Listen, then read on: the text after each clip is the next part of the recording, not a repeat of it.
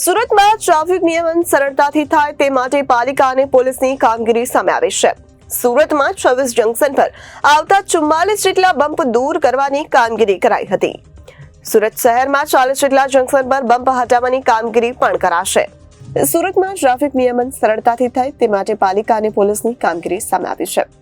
સુરતમાં 26 જંકશન પર આવતા 44 જેટલા બમ્પ દૂર કરવાની કામગીરી કરાઈ હતી.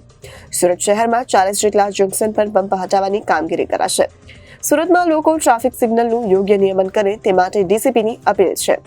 સુરત શહેર ટ્રાફિક શાખા દ્વારા માનનીય પોલીસ કમિશનર શ્રીના માર્ગદર્શન હેઠળ હાલમાં સુરત મ્યુનિસિપલ કોર્પોરેશન અને સુરત શહેર ટ્રાફિક શાખાની એક સંયુક્ત ટીમ બનાવવામાં આવી છે, જેમાં સિગ્નલના અમલીકરણના માધ્યમથી લોકો વધુને વધુ ટ્રાફિકના નિયમોનું પાલન કરે, તેમજ ક્યાંક ને ક્યાંક અમુક જંકશનો પર જે ફરિયાદ મળી રહી હતી કે જેમાં લોકોના ટ્રાવેલિંગ ટાઈમમાં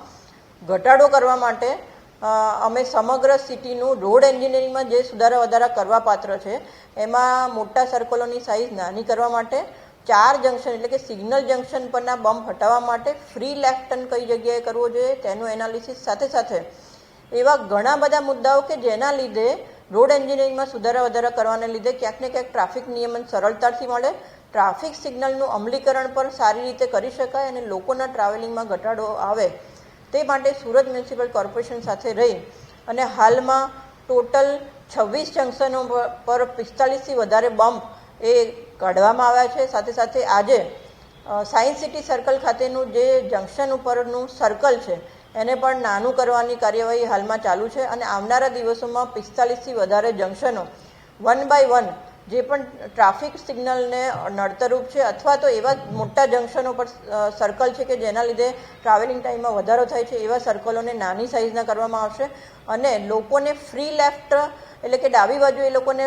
સરળતાથી વળી શકે, ટ્રાફિક કન્જેશન ન થાય તે માટે ફ્રી લેફ્ટ ટર્ન પણ બનાવવામાં આવશે, જે હાલમાં ટ્રાફિક શાખા દ્વારા કોન અને ચેનની મદદથી બનાવવામાં આવેલા છે. લેન ડિસિપ્લિન લોકોમાં આવે તે માટે અલગ અલગ પ્રકારના સાઇનેજીસ જંકશનો પર અને ટ્રાફિક કન્જેશન જંકશનો પર ઓછું થાય તે માટે 50 મીટર આપણા દરેક જંકશનો પર 10 મીટરના આધારે એક જાહેરનામું બહાર પાડી અને નો પાર્કિંગના બોર્ડ પણ લગાડવામાં આવશે. Reporter Arvind Rathod, Janadesh news, Surat.